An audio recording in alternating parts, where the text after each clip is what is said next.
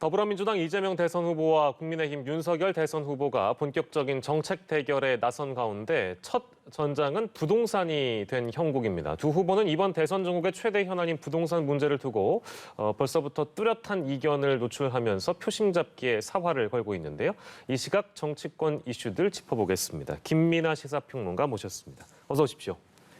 예, 부동산 이슈를 두고 이제 두 후보가 다른 주장을 내놓고 있습니다. 종부세 전면 재검토 카드, 이거 윤석열 후보가 얘기하는 거고, 더불어민주당 이재명 후보는 이제 기본소득의 재원으로 토지의 세금을 매기겠다.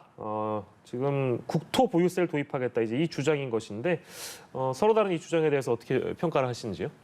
일단 지금까지 이제 이재명 후보 그리고 윤석열 후보 두 후보의 차이라든가 이런 것들이 어떤 세력 대 세력의 문제로만 사실 여러 가지로 소화가 되온 측면들이 있습니다. 그런데 이렇게 구체적인 어떤 공약을 통해서 차이가 좀 굉장히 명확하게 드러나는 이러한 대목들이 나왔기 때문에 이러한 논의를 좀 잘 발전시켜 나가면은 정책과 철학의 어떤 대결 구도가 형성될 수도 있겠다, 이런 기대를 갖게 하는데요. 지금 말씀하신 것처럼 국토보유세라는 것은 토지의 세금을 이제 그 가격에 비례해 가지고 이제 세율을 정해갖고 매기는 것이고, 이걸 통해서 여러 가지로 투기 수요라든가 이런 것들을 이제 차단하는 효과도 있겠지만, 말씀하신 대로 기본소득의 재원을 투입해가지고 이것을 기본소득을 위해서 쓴다, 이런 개념입니다. 그런데 기본소득을 그냥 하는 것에서 그치는 게 아니라 이 기본소득을 주면 그러면 사람들이 이 세금을 거둔 것에 대한 어떤 실효적인 어떤 효과를 체감을 하게 되고, 그걸 통해서 조세 저항을 누그러뜨릴 수가 있고, 그래서 이렇게 하는 게 앞으로 보편적 복지국가로 가는 중요한 징검다리가 될 것이다라는 게 이재명 후보의 주장이거든요. 그러니까 상당히 스케일이 큰 주장의 어떤 기틀이 되는 그런 공약인 거죠, 국토보유세가.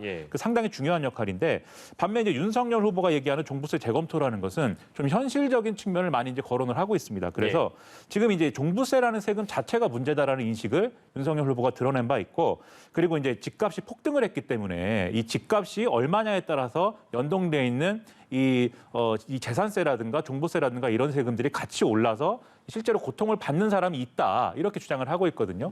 자기는 이제 같은 집에 계속 산 거밖에 없는데 가격이 올라가지고 갑자기 세금을 많이 내게 됐다, 이런 주장이라는 것인데, 특히 이제 고령층의 경우, 은퇴한 고령층의 경우, 그리고 1주택자의 경우에는 이 종부세, 그리고 이제 강남권에 거주하고 있거나 뭐 이렇게 고가주택에 거주하고 있다면 이 종부세가 낼 수 없을 만큼 커질 수가 있어가지고 이게 폭탄이 될 수 있다, 이렇게 주장을 하고 있는 겁니다. 그래서 이것을 1주택자는 아예 이제 그 종부세를 면제해주는 방안을 이제 강구하거나, 아니면 종부세를 아예 지방세에 통합해가지고 사실상 없앨 수도 있다, 이런 주장을 내놓은 건데요.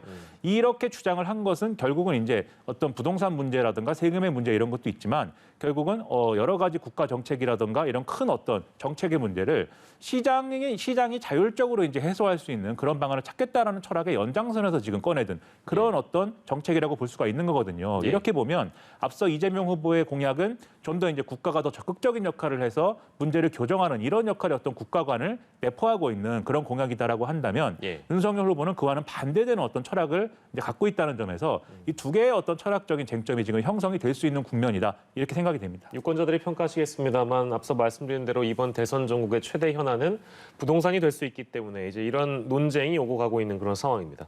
그리고 민주당이 또 내놓은 걸 보면 20대 청년의 소득세 면제를 검토하겠다. 근데 이게 실현 가능성이 있는 것인지 좀 의문이긴 하네요. 어떻게 보십니까? 일단 20대 청년들의 소득세 면제라는 게 이제 어떤 과정을 통해서 이제 나온 것이냐도 다소 이제 의문이고요. 그리고 20대의 경우에는 상당 부분 이제 뭐 불안정 노동이나 이런 비정규직이라든가 이런 좀 계약직이라든가 이런 부분에 종사하고 있는 경우가 많고, 그런 경우에 또 상당 부분은 소득세를 실제로 이제 뭐 소득세가 부과되거나 하지 않는 경우들이 많기 때문에 이게 이제 실효적인 거냐에 대한 의문도 있습니다. 그래서 이게 다소 이제 피상적인 어떤 계산에서 나온 어떤 그런 공약이 아니다라는 비판이 초래될 수가 있겠는데요. 그러니까 20대들이 여러모로 이제 지금 어려움을 겪고 있고, 또 기회를 균등하게 배분받지 못하고 있고, 어떤 불공정함을 이 세상 사회에 대해서 많이 느끼고 있다라고 하면 그걸 적극적으로 교정해 주는 것이 정치의 역할인데, 단지 이제 그런 어떤 직자적으로 세금을 깎아주겠다라는 걸로 이렇게 그런 정책으로 던지게 되면, 앞서 말씀드렸듯이 좀 더 국가의 적극적인 역할이 필요하다라는 이런 정책 기조로 놓고 봐도 충돌하는 부분들이 생기거든요. 그러다 보면은 이게 아무래도 좀 이렇게 막 던지는 듯한 그런 느낌이다, 이런 평가를 피할 수가 없는 것이기 때문에 이런 부분들을 좀 면밀하게 검토할 필요가 있겠고요. 그리고 사실은 앞서 말씀드렸습니다마는 종부세 이제 재검토를 하겠다는 윤석열 후보의 이 주장도 여러 가지 현실성을 좀 되짚어봐야 된다는 면에서는 여러모로 약점이 있는 것도 사실입니다. 왜냐하면 종부세라는 것은 결국 국세를 걷는 것이고요. 국세를 걷어가지고 고가주택에서 나온 이 재원을 가지고 각 지자체에 또 교부를 하는 것이기 때문에 예. 만약에 이것을 국세로 걷지 않고 지방세로 그냥 걷었을 경우에는 예. 부자 지자체가 더 부자가 되는 이런 예. 상황이 벌어질 수가 있습니다. 그래서 이런 문제가 있기 때문에 지자체에서 반발할 수도 있는 문제여서 이런 현실적인 문제를 어떻게 이제 좀 개선할 거냐에 이제 쟁점도 만들어질 수가 있고요. 나아가서는 지금 1주택자를 겨냥을 해서 이런 이제 어떤 이 정책을 내놓은 것인데 사실 이미 지금도 1주택자들의 경우에는 장기 보유를 했거나 고령층의 경우에는 이 종부세 공제를 이미 상당 부분을 받도록 설계가 돼 있습니다. 그리고 전년도에 비해서 올해 이제 종부세가 부과되는 것에 상한도 이제 지금 있는 상황이거든요. 그래서 예. 1주택자에 대해서는 아무래도 종부세가 뭐 세금 폭탄이 된다 이렇게 표현하는 게 다소 현실과는 조금 차이가 있는 구석도 있는 거거든요. 예. 그래서 이런 점들을 종합을 해보면 이렇게 정책 공약을 내놓는 거에 있어서의 여러 가지 어떤 좀 수밀관 이런 설계상의 어떤 정책적 철학의 어떤 그런 것들이 충분히 반영된 것이냐 아니면 즉흥적으로 지금 던지고 있는 거냐에 대해서 평가가 갈릴 수가 있기 때문에 이런 부분에서는 좀 더 신중해야 될 필요가 있다라고 생각이 됩니다. 네, 유권자들이나 국민들이 보기에 구미가 당기는 정책을 놓고 경쟁을 하는 것은 바람직한 모습이나 그것이 이제 그 향후 봤을 때 현실 가능성이 있는가 이제 그 부분은 좀 따로 구분해서 또 봐야 되겠죠.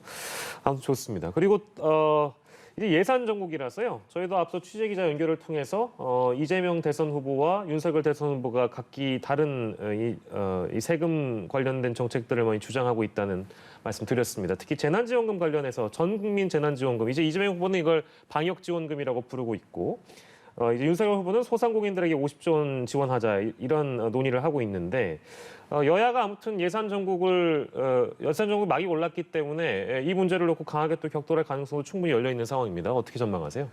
일단 지금 말씀하신 대로 이제 각자 서로 이제 주장하는 게 좀 다른데 공통적으로는 그런데 코로나19에 대해서 피해를 본 계층 그리고 추가적으로 세수가 이제 많이 거친 부분들 이런 것들에 대해서 좀 더 이제 정부가 적극적으로 돈을 써야 된다. 이 점에 대해서는 이제 공통분모가 분명히 있죠. 그러면 이제 국민들이 볼 때는 좀 기대하게 되는 부분이 그렇게 이제 공통분모를 가진 여야의 후보가 있으면 좀 만나가지고 우리가 그러면 합의해서 지금 당장 추진할 수 있는 국민들에게 좀 손해를 많이 끼친 부분에 대해서 좀 보상할 수 있는 이런 부분들을 현실적으로 찾는 것이 어떠냐라고 공세적으로 제안할 수 있는 것이고 거기서 현실적인 어떤 해답이 도출되게 되면 예. 국민들이 보기에도 상당히 긍정적으로 평가할 수 있을 건데요.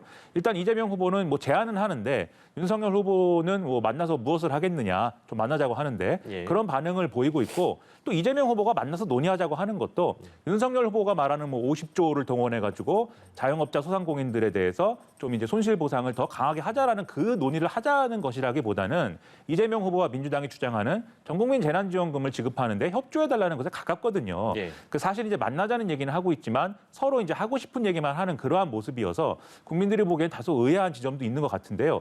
어쨌든 지금 국면이 좀 야당은 이렇게 접근을 하고 있습니다. 전국민 재난지원금 특히 지원금에 대해서는 이게 선거를 앞두고 일종의 매표 행위 아니냐 이렇게 네네. 접근을 하고 있고 특히 추가 세수가 발생한 부분에 대해서 지금 추가 세수를 발생한 것을 이제 다시 이제 예산을 잡게 되면은 그거는 이제 먼저 좀 채무를 갚는 데 우선 써야 되고 그다음에 지방에 교부해 줘야 될 것을 교부한 다음에 남는 것을 가지고 이제 지출을 해야 되기 때문에 지출폭이 굉장히 좁아집니다. 그래서 여당은 내년에 이 납부율을 유예를 해준 다음에 내년에 신규로 이 세수를 추가하는 것으로 그걸 통해서 좀 더 적극적으로 예산 지출을 할 수 있는 방안을 만들자라고 얘기를 하고 있는 건데 사실 세금 납부 유예를 해준다는 것은 세금을 내고 싶은 사람이 내는 환경이 여러모로 어려워졌으니 못 낼 것 같다. 라는 전제를 놓고 그것을 이유로 해서 유예를 시켜주는 게 맞거든요. 예. 지금은 이제 지원금을 줘야 되기 때문에 납부 유예를 해주겠다라는 게 이제 지금 여당의 스탠스이기 때문에 그게 편법이다라는 게 야당의 주장입니다. 그래서 이게 앞으로 국회에서는 상당한 쟁점이 될 것이고 예. 그래서 예산안이 이 법정 기한 내에 처리될 것이냐 상당히 의문이 제기되는 그런 국면인데요. 예. 여기에 더해서 상당히 또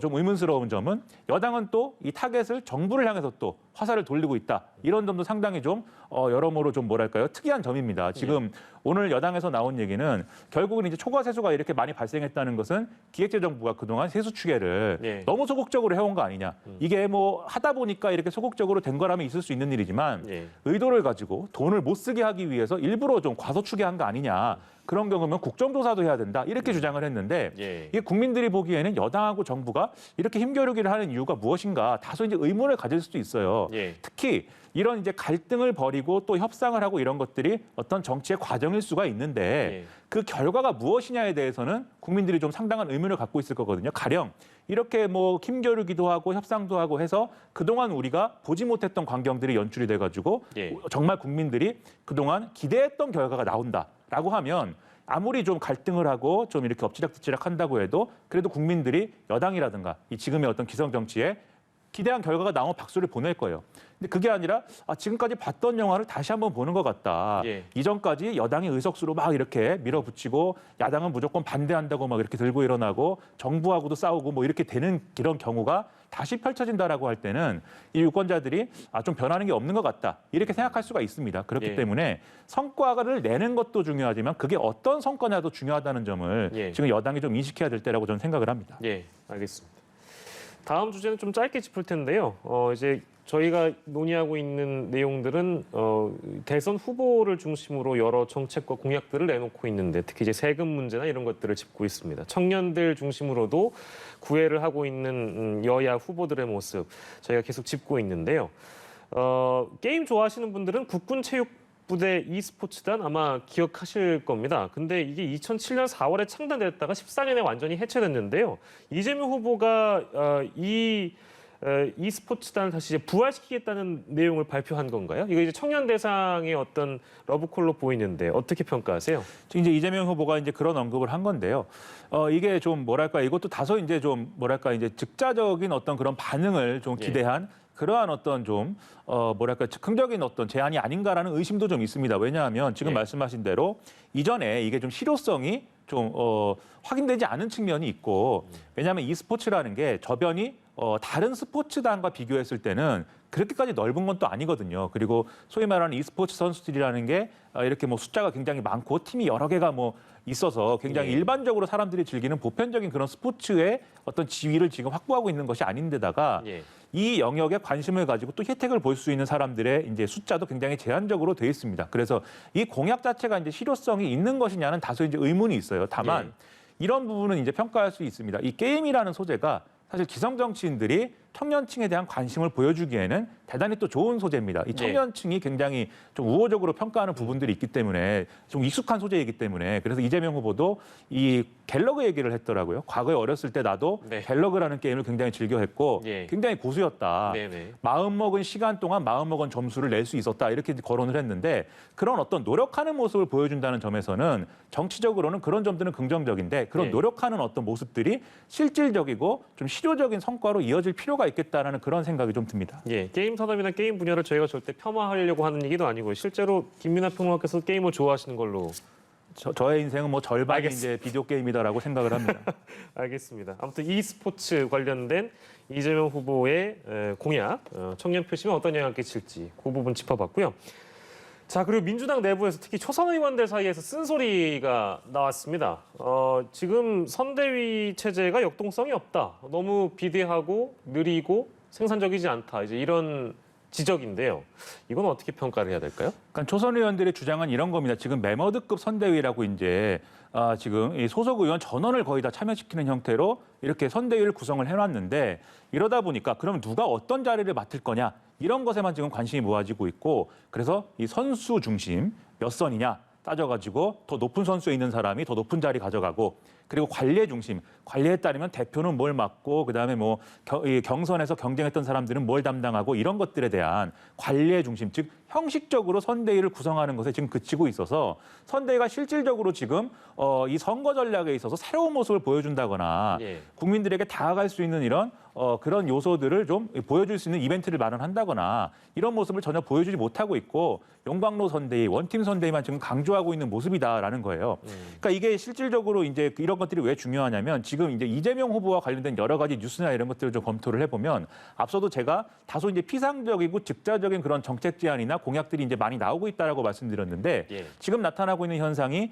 이재명 후보가 혼자 뭔가를 주장하고 제안합니다. 그리고 이것에 대해서 뭔가 공격이 들어오면 방어를 또 혼자 하고 예. 그걸 또 본인이 반격하고 설명하고 또 다시 방어하고 역공을 펼치고 이런 거를 혼자 지금 다 하고 있거든요. 예. 오죽하면은 이제 어떤 분은 이제 이재명 원맨 캠프냐 뭐 이렇게 제 주변에서는 그렇게 이제 좀 문제 제기를 하시는 분도 있었는데 예. 즉 후보가 뉴스에 자주 노출되는 것은 좋은 일이지만 이렇게 여러모로 모든 걸 후보가 감당하는 국면이 되다 보니까 오히려 후보의 경쟁력에 상처가 나고 있다라는 그런 문제의식도 지금 내부에는 있는 상황이에요. 예. 그러다 보니까 이번 주에 이 선대위가 하는 역할이나 이런 것들에 대해서 굉장히 여러 가지로 쓴소리가 나오고 있는데 예. 초선 의원들의 주장들도 그런 맥락에서 볼 필요가 있겠고요. 그래서 이 메머드급 선대위만 중요한 게 아니라 실질적으로 이 일을 할 수 있고 그리고 밑바닥 조직까지 완벽하게 꾸려서 이제는 실질적으로 움직이는 선대위를 만들어야 된다라는 그런 지적이 나오고 있는 거고 그게 가능해야 이재명 후보도 좀 자기가 좀 잘 공격할 수 있는 역할을 잘할 수 있는 대목에 대해서는 최대한 역할을 하고 예. 그게 아니라 좀 위험 부담이 있는 거 그리고 방어를 해야 되는 역할을 해야 되는 그런 이슈들 그런 거는 또 선대위의 다른 영역에서 이제 감당해줘야 될 필요가 있는 그런 것들이 있거든요. 예. 이렇게 전략적으로 유기적인 움직임을 가져가야 되는데 지금 그렇지 않다라는 게 굉장히 큰 문제로 지금 지적이 되고 있는 겁니다. 민주당 내부에서 이제 전체판을 볼 수 있는 사람은 누가 있는지 또 이제 그거 어떤 이런 쓴소리들을 제대로 받아들일 건지도 관건이긴 한데요. 아무튼 초선 의원들이 내부 비판에 나섰다 정도로 저희가 좀 일축하고 다음 주제로 넘어갈 텐데요.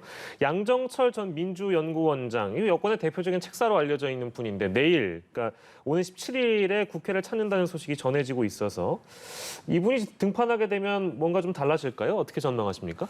일단 양정철 원장 시절에 이 영입된 그 인재들 그리고 이분들이 이제 비례대표 의원들에 있기 때문에 이 비례대표 의원들 일부가 이제 좀 갖는 간담회에 양정철 전 원장이 참석을 해서 거기서 이제 일종의 좀 발제랄까요, 기조 강연이랄까 뭐 이런 걸 한다는 거죠 지금 그런 건데 이게 결국은 양정철 전 원장이 이제 선거 전문가로 알려져 있고 이전 선거에서 성과를 낸 것이 사실이기 때문에 이러한 능력들을 발휘할 것이라고 많은 사람들이 기대를 하고 있는 그런 상황입니다. 예. 그리고 이 어떤 의미로든지 간에 그러한 능력을 이제 쓸 수밖에 없는 과정이 있을 텐데 다만 부담도 있어요. 왜냐하면 또 양정철이냐 이런 평가가 또 있는 것도 사실이고요. 선거 때만 되면 이제 불려 나오는 사람처럼 비춰지다 보니까 네. 그리고 아무래도 이제 문재인 대통령하고의 특수관계 이런 것들이 굉장히 좀 많이 평가가 되다 보니까 지금 이재명 후보의 어떤 그 선거 전략을 이재명 후보 위주로 가져가는 그런 차원들이 필요한 것인데 양정철 전 원장이 그런 역할을 할 수 있는 거냐에 대한 의문도 일부는 제기가 되고 있습니다. 그래서 예, 예. 선대위 내에서 어떤 역할을 맡는 것이냐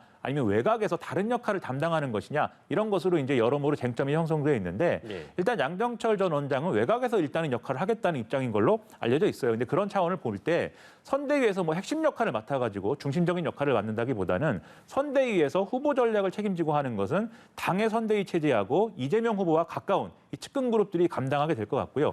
이 양정철 전 원장은 외곽에서 지원을 하는데 다만 이런 형식의 문제도 중요하지만 실질적으로 그러면 양정철 전 원장이 내놓는 전략이나 이런 것들이 어떤 부분에서 실효적일 것이냐 이것도 따져봐야 될 문제거든요. 아마 예. 양정철 전 원장의 경우에는 이전에 이제 선거 전략이나 이런 것들을 좀 뒤집어 봤을 때 아무래도 지금은 중도 공략이라든지 그리고 이전까지와는 전혀 다른 어떤 모습의 그런 컨셉이 들어간 그런 선거를 치러야 된다는 의견을 일부 갖고 있을 것으로 생각이 됩니다. 그래서 그런 전략을 실질적으로 선대위가 구상하게 되느냐 이걸 지켜볼 필요가 있겠고 너무 이제 양정철 개인의 행보 여기에만 포인트를 맞춰서 좀 흥미 위주로 보는 것은 우리가 오히려 본질을 놓칠 수도 있겠다라는 생각도 지금 드는 그런 국면이죠. 예, 알겠습니다.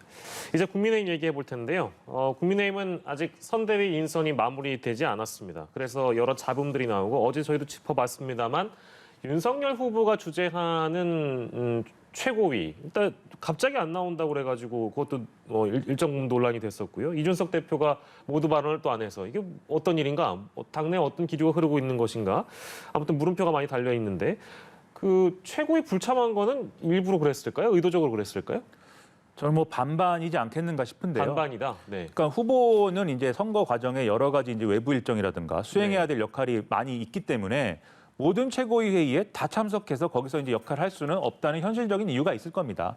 그런데 어제 그 당시 상황이 이제 그런 상황이었느냐라는 또 평가가 다를 수가 있거든요. 참석할 수 있었는데 참석을 굳이 안 한 거 아니냐라는 사실 그런 해석도 가능한 상황일 수밖에 없는 게 이 예. 매끄럽지 않았단 말이에요. 이준석 대표하고 윤석열 후보하고 김종인 전 비대위원장하고의 선대위를 어떻게 구성할 거냐.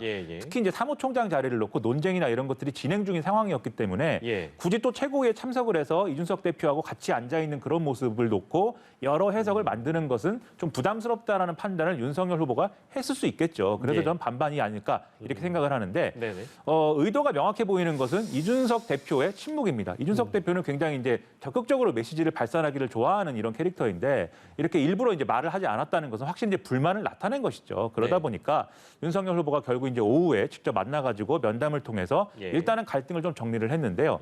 이준석 대표는 여전히 이제 그 얘기를 하고 있죠. 후보하고는 큰 이견이 없다. 다만 후보 주변에 있는 이른바 이제 본인이 얘기했던 하이에나들이라고 평가했던 그러한 일부 중진 의원들하고의 여러 가지 이제 그런 문제다라고 얘기를 하고 있기 때문에 실질적으로 후보와 대표 간의 어떤 대결 구도라기보다는 이 후보 캠프 내에 있는 이제 중진들과 이준석 대표 사이에 어떤 힘겨루기 양상이 반영된 그러한 모습이었다라고 보는 게 올바른 해석일 겁니다. 아니 그래서 그 방금 말씀하신 그런 뭐 일종 자리들 특히 이제 당에서 중요한 게 사무총장 자리라고 하지 않겠습니까? 근데 그 자리가 지금 현 한기호 사무총장에서 윤석열 후보 측근인 권성동 의원으로 교체한다. 이제 이런 내용들이 알려지고 있어서 만약에 이렇게 되면 윤 후보의 뜻대로 이제 흘러가는 방향이 아닌가라고밖에 볼 수 없겠는데 그건 어떻게 생각하세요? 일단 사무총장이라는 자리는 이준석 대표 입장에서는 굉장히 중요한 자리인데요.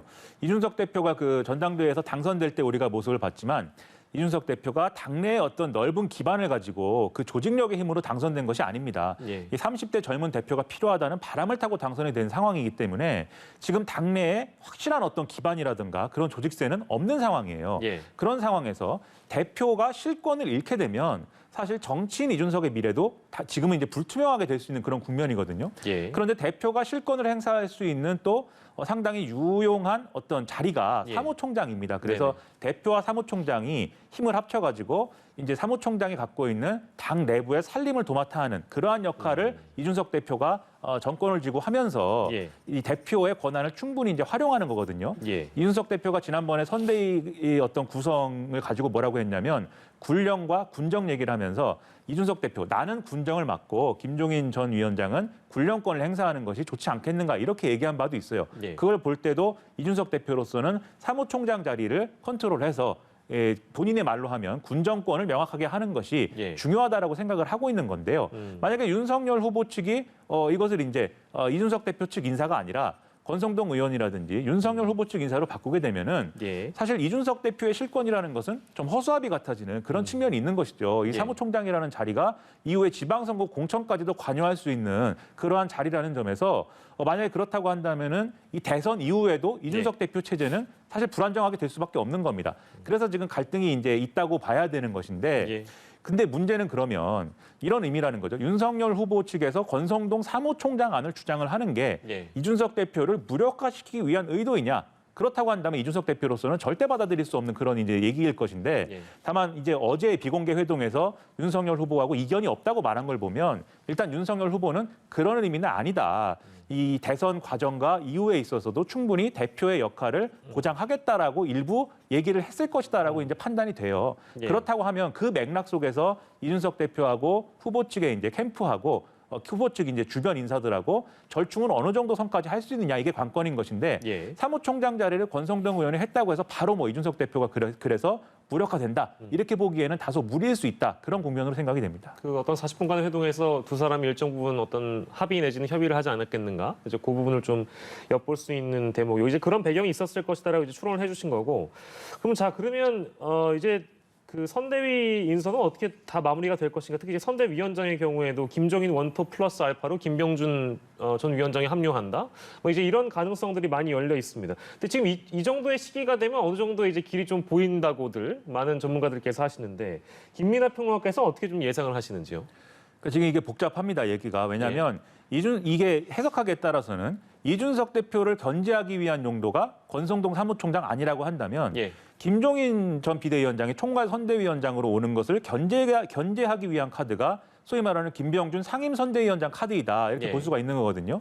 이 김병준 상임선대위원장 카드를 갖고 온다고 하면 이런 구조입니다. 김종인 총괄선대위원장이 있고 그 밑에 이준석 대표하고 김병준 전 위원장이 상임 선대위원장을 같이 맡고 예. 그 밑에 또 공동 선대위원장이 있고 이런 구조인 것인데 이렇게 여러 가지 옥상옥 체계가 이제 됐을 경우에는 총괄 선대위원장의 권한이 이 옥상옥 구조를 어떻게 가져가느냐에 따라서 줄어들 수가 있어요. 이게 제한적이 될 수밖에 없는 그런 구조가 이제 성립이 될 수가 있습니다. 예. 지금 김종인 전 위원장이 원하는 것은 뭐 정권을 달라 뭐 이런 취지는 아니라고 주장을 하지만 결국은 선대위가 갖고 있는 여러 가지 전략 기능을 본인이 주장하는, 본인이 생각하는 그런 중도 공략으로 전환하기 위한 그러한 기틀이 필요하기 때문에 충분한 권한이 보장돼야 된다는 취지의 그런 얘기를 하고 있는 것인데 지금 말씀드린 대로 하면은 그런 구조에서는 어려울 거거든요. 그래서 이 부분이 실제로 이제 김병준 상임 선대위원장으로 확정이 될 것이냐는 미지수라고 보고요. 다만 예. 김병준 위원장이 그러면 선대위에 참여를 안 해야 되는 거냐? 네. 지금 윤석열 후보 측에서 거듭해서 이제 얘기하고 있는 것은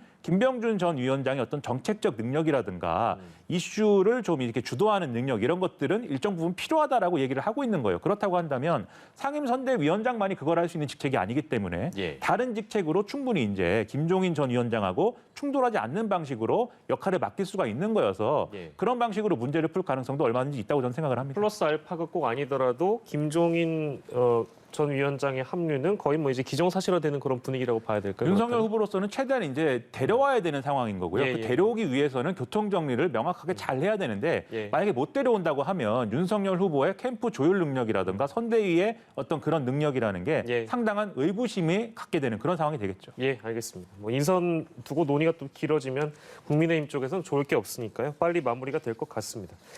자, 정치권 이슈들 김민아 시사평론가와 짚어봤습니다. 고생하셨습니다.